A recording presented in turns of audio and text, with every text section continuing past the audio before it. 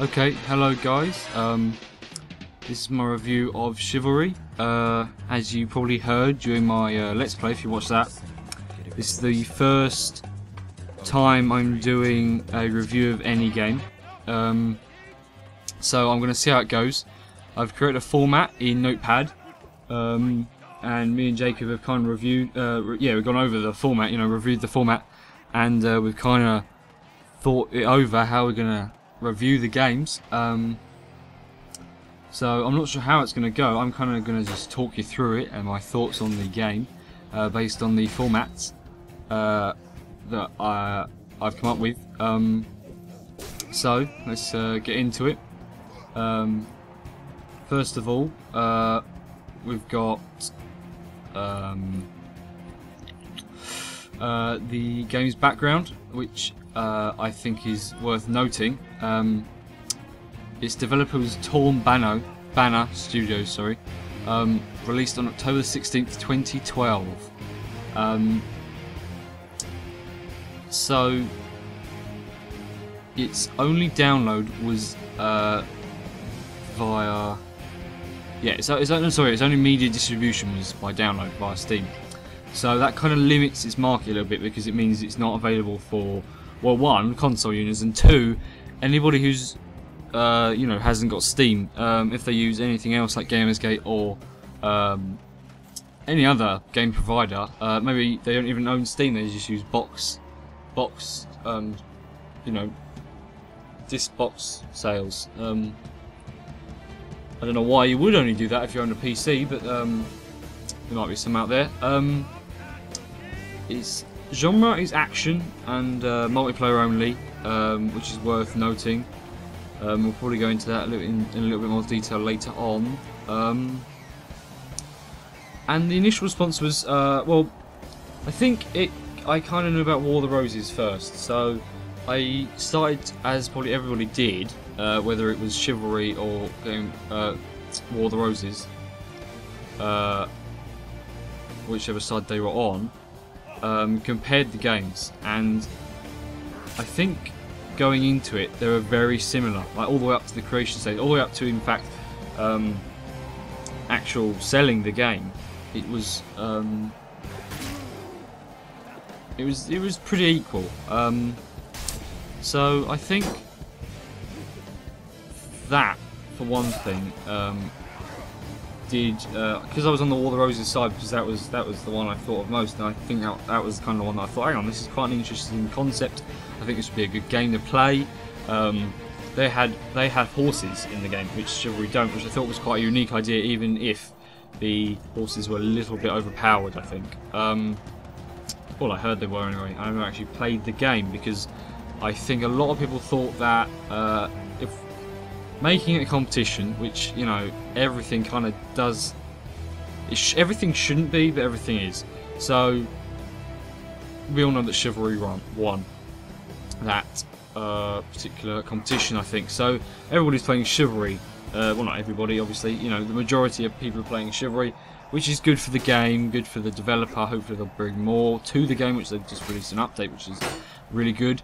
That shows that they've keeping the game going and very interested in keeping the game going, and hopefully they'll choose another game of the same quality. Okay, so moving into gameplay, I've got gimmicks written down as one of the subheadings on the gameplay. So, for example, if you're playing a puzzle game, there's usually a gimmick to the puzzle game which makes the puzzle game more interactive, more interesting. For example, Portal has the portal gun. So it makes the game more interesting and allows for variation of puzzles compared to other puzzle games. It's what sets it apart, and it can either make or break a game. Other than the actual medieval style, which isn't really a gimmick, it's more the style. And by gimmick, I'm not saying gimmick in a bad way. I think gimmicks are good. I think it adds variation. I think every game needs its own little gimmicks to make it unique and worth playing compared to other games. Otherwise, it would only be one game if it was completely ununique. There would only be one game for each genre, and that would be it. I think is very relaxed, and at the same time there is a steep learning curve. I don't think the learning curve is as steep as other FPSs, because most FPSs are shooters, which now see, I'm not sure, because it's very difficult to compare a first-person shooter to a first-person game. So it's not really shooting at all, is it? It's more you dodge and evade and attack at the right time. So, and it's all about combining and comboing your attacks at different times, so it's very difficult to say. But I do think there is a very good and well-controlled learning curve, so that even new players can kind of like get into it and kind of still enjoy themselves into the game. And when you compare it to like Counter-Strike, which has a very steep learning curve, it's very difficult for new players to get involved with the game in a big way and actually really enjoy themselves. But with Chivalry, I mean, you can have good days and you can have bad days, but nobody ever gets very high scores, so you kind of never feel like in Call of Duty you can get people with, you know, like 40 to 1, whereas in Chivalry you always die at least 4 times in a match, you know, and if not, then your kill streak is very low. So I think it still has variation and still has that learning curve, which is pulled off very well, as still being fairly like relaxed enough that you still feel tense, but not like you need to hype yourself up for going into the game. I've also got level design under there. Obviously there is no, it's only multiplayers, so it's more map design. I think the maps are very basic. For other FPS, well, first-person shooters, because that's the only thing I can really relate it to, because you can't relate it to other medieval or hack and slash, like, you know, God of War or Witcher 2, or, you know, even normal Witcher. You can't compare it to those because they're not multiplayer, and you can't compare it to Call of Duty and Battlefield and Counter-Strike because they're not melee based and they're not combat based. They're more shooter, or they are shooter. So it's very difficult to compare it relative to other games, which is why it's probably one of the fun things. You know, you can't be saying, oh, I could be doing this in another game. You're saying, well, this is the only game other than War of the Roses, of course, which is which I've already talked about. I won't go into again. So yeah, I think the map, getting back to the map design, I think it's good. It's not very basic. It is basic. There aren't any like hidden weapons or hidden anything like that. We should be a little bit unfair on the multiplayer because people learn where they were unless they were randomly placed. And again, there are only so many places you can randomly place things. So I think they're good. I don't think they get boring, and I think there's enough. If you're playing on a 64-player server, which I said in the Let's Play, which is the best, or even 32 is the best way to play it, then it doesn't matter. Oh, the one down for the 32 is quite good as well. Is it 24, 26? Anyway, yeah, they're fine. The maps are filled, and the maps. Oh, one thing to say about the maps actually, they do transition, like they do move with the objectives, which is really good because it doesn't get boring very quickly.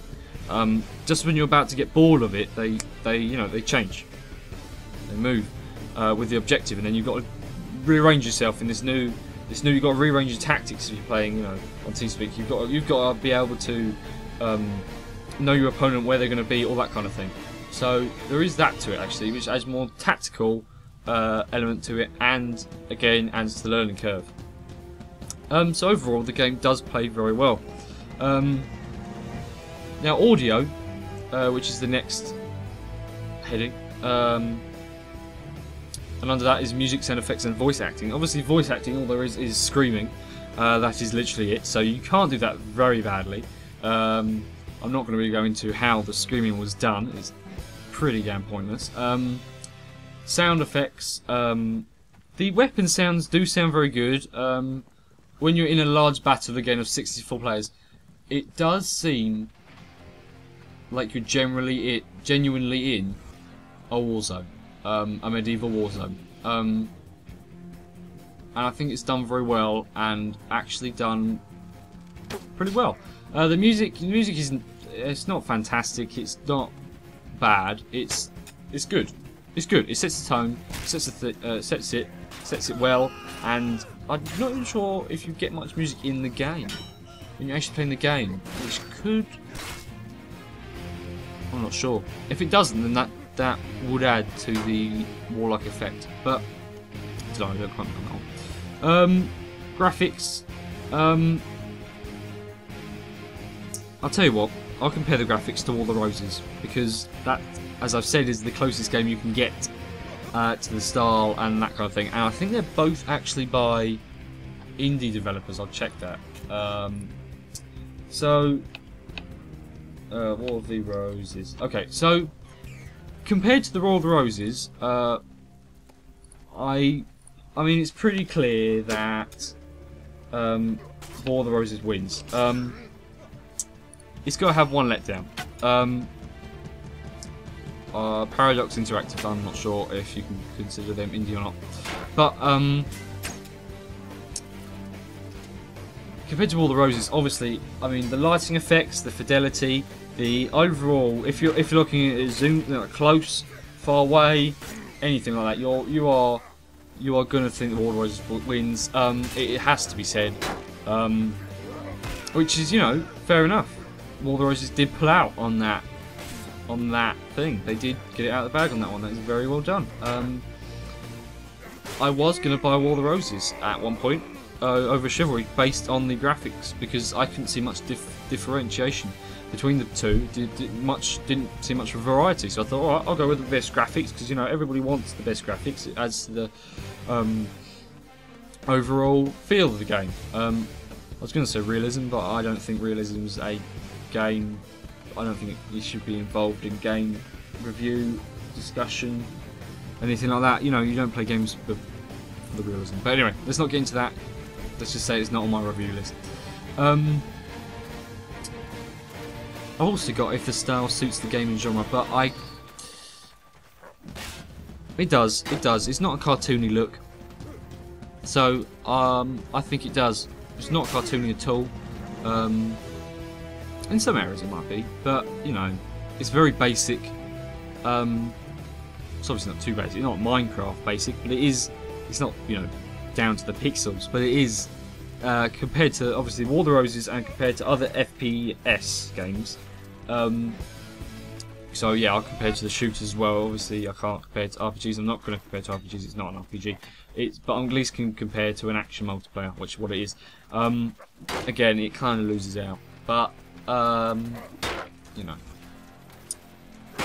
that's just one thing it's got against itself. It doesn't really matter. Story, multiplayer game only, no story. Let's leave that one out. And conclusion. Overall, I think it is a very good game to play. I like that they add to it. They've just done an update with like the flail and the polearm additions, all that kind of thing. They've got the dual mode in, which is great. I'd like to see some competitions come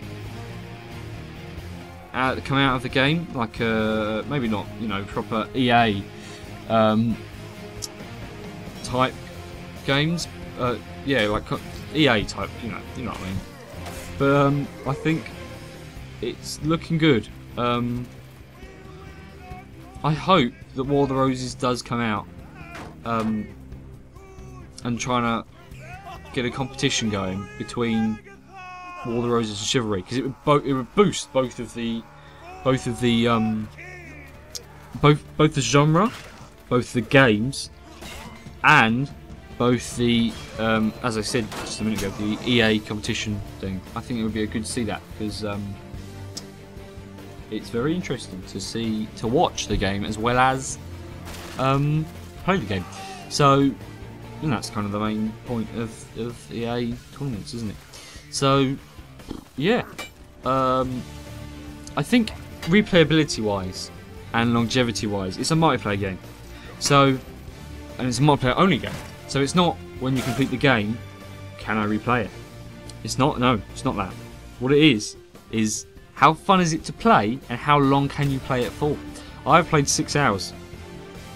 Now, it has to be said I'm not very good, which has to be factored in. How easy is it to do? And I've said there's a learning curve.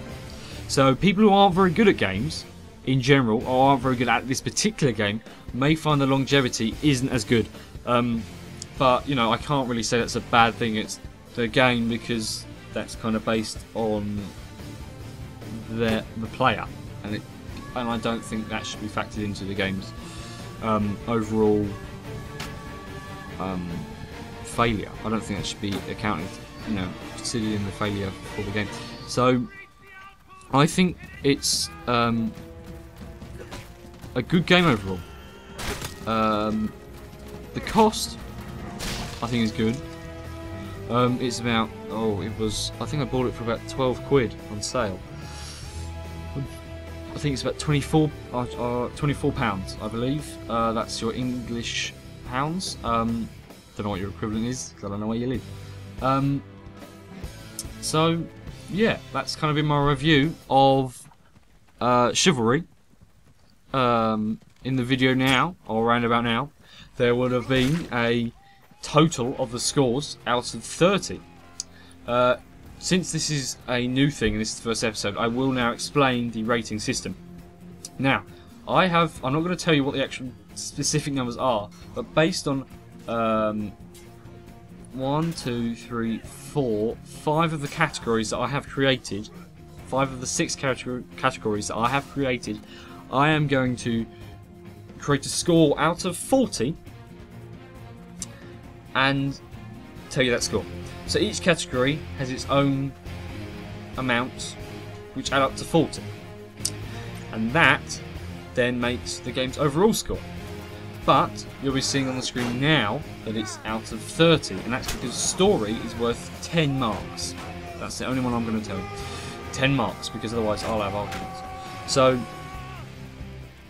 it brings it down to 30, and I can't judge story whether it hasn't got a story. I could do, but then I prefer someone say I'm going to make a complete out multiplayer game than say I want to make a multiplayer game but I'll lose, you know, I don't want to be and say, well, I'm going to be compared to games like, you know, Crisis, who have an RPG, like a campaign and a multiplayer side. So I'd rather, and you know, and lose creative and production time on making the campaign and the RPG side, and overall make the game bad because the multiplayer wasn't as strong. So I'm not going to factor story into this since it hasn't got a story. If they actually brought in lore, like League of Legends, then I would have to mark it down. Like League of Legends. We all know League of Legends lore isn't as good, even if it isn't an RPG. It is a multiplayer, but they added lore in. Why would you add lore if you don't want to? If you want to be a multiplayer anyway, why would you add lore in? So I'd have to mark it down. But anyway, we're not talking about League of Legends. We're talking about Chivalry. So my overall score out of 30 is on the screen now. I hope you enjoyed this one, this review. There will be another Let's Play next week, and after that there will be another review after the week after, and then after that I may start doing my new monthly format. So I hope you've enjoyed this particular review. See you next time.